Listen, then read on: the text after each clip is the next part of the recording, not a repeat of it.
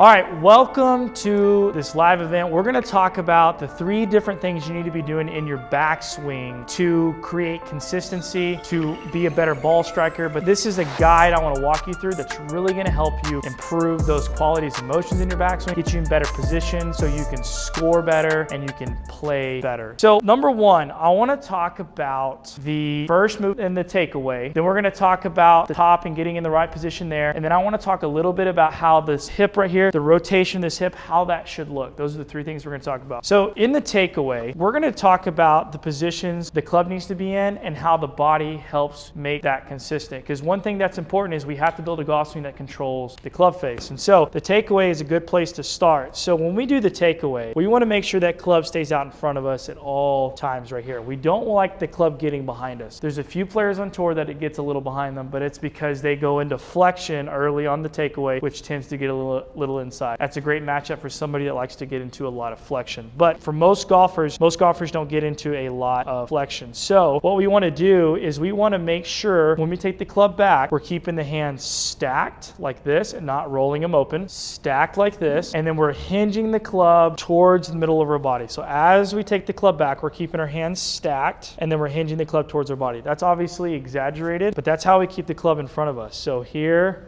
start to hinge this way. Most people will hinge this way, or they'll hinge going this way instead of hinging up. So we don't want to hinge this way. We want to hinge this way up with the wrist and not this way. That's probably going to take a lot of mental focus to get to where you can do that, but you've got to work on that upward motion and not the inside motion. So let's do it again. So as we take the club back, we're going to hinge up just like that, and we're going to keep the club in front of us instead of letting it get dragged behind us. Also to note, to keep that club face stable, we want to make sure the club face is not opening into the backswing. So that'll come from getting the club inside, but what we don't want to do is get the face pointing to the sky like this. I see a lot of clients rolling that open, and that causes face control issue because we can agree that square is even with the spine like this. So if you look at the leading edge of the club and my spine, those match. So if we turn and we lean over, that is still matching my spine. So square on the backswing is the takeaway matching the spine. So if the toe's up, it's open. If the face is more down than your spine angle, that is closed. So if you're a slicer, I definitely think your face needs to be square, maybe even slightly closed. If you tend to hook the ball, there can be some debate in there, but if you're super closed, go back to square. You could try to get it a hair open on the takeaway, but I definitely don't want it like straight toe up. Somewhere between toe up and then matching your spine to kind of help you get that club face from hooking, from closing too much, which causes a hook. But most of the time when we see hooks, it's a bad release pattern. Now real quick, I'm gonna go do both camera angles here, and I want you to see the face-on version of the takeaway so you can see the movement here. So with a good takeaway, we want a wide chest turn. We want to make sure the chest is moving so we're not doing an arm swing for the very beginning of our swing. So what I want you to do is feel like when you turn, you're keeping the elbows straight, but you're also not moving your arms, you're just turning your chest to do the takeaway. So when you do your first takeaway move, you're going to turn your chest, turn your chest, turn your chest, and you're going to see there's a very big gap between the butt of the club and your thigh. That's how you create width. Most clients of mine will hinge the club the wrong way this way. They'll break the elbow, they lose all this width,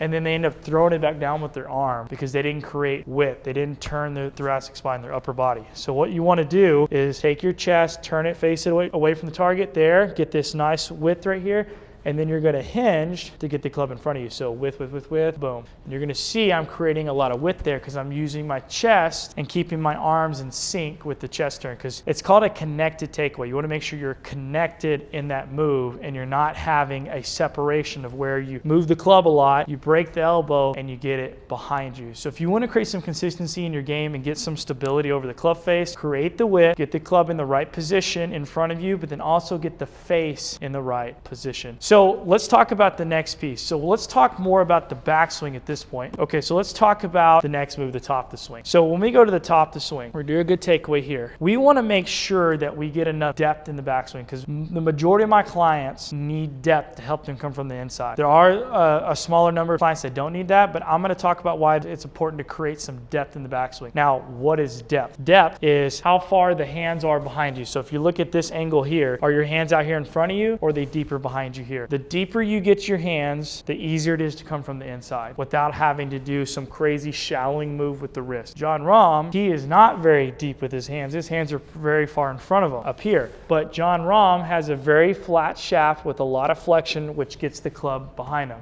That's a good matchup. So what I would like most of you to do is get your good takeaway, and then when you get to the top of the swing, I want you to feel like you get your hands deep and lined up over your heel. So what you can do is take an alignment rod. I'm gonna grab one here. Take an alignment rod, and you're gonna put it even with your heel, and you're gonna feel like when you take your backswing, good takeaway, big turn, you get your hands lined up over that line. That'll help get the depth in the backswing. Now, to do that, you have to make a big enough turn. We'll get into the hip turn in a second, but to get the hands deeper, we have to make a bigger shoulder turn and a bigger hip turn. Because the common faults I see is it usually starts with the takeaway. They do this, sometimes they pick their arms up and they don't get it deep, and when they turn coming down, it's straight up over the top. One, because they didn't create any width, and then number two, they didn't rotate, so there's no way to get the hands behind them. And so because the club's here and they start turning on the downswing, because they know they need to, we come over the top. So in saying that again, what we have to do is good takeaway, feel like you get a good turn through the hips, good turn through the shoulders,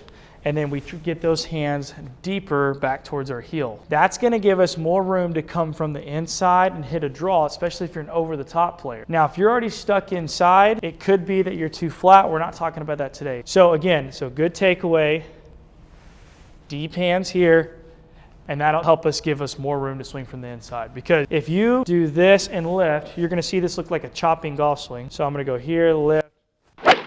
I mean, that was just very steep and down into the ground. Versus if I do a good takeaway, okay, really wide, and then I get the hands deep because I make a big enough shoulder turn, it's gonna be a lot easier to hit the golf ball from the inside. So here.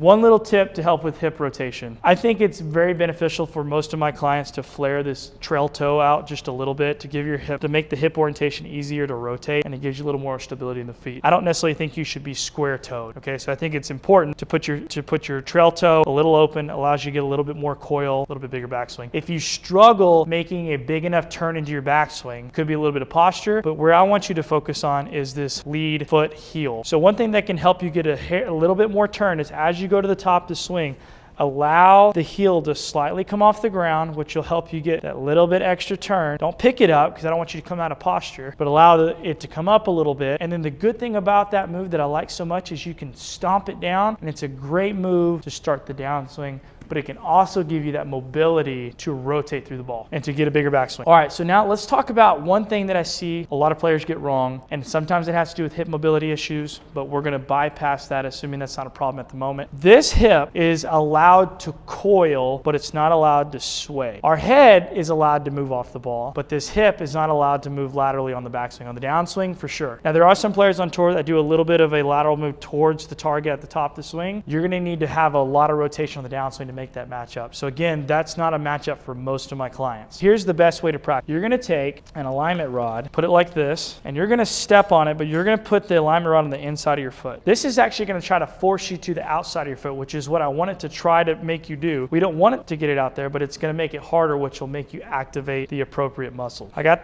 this alignment rod on the inside of my foot right here. And what I want you to do is I want you to try to keep the pressure on that alignment rod, the whole backswing, while you take your trail hip and drive it straight backwards, okay, just like this.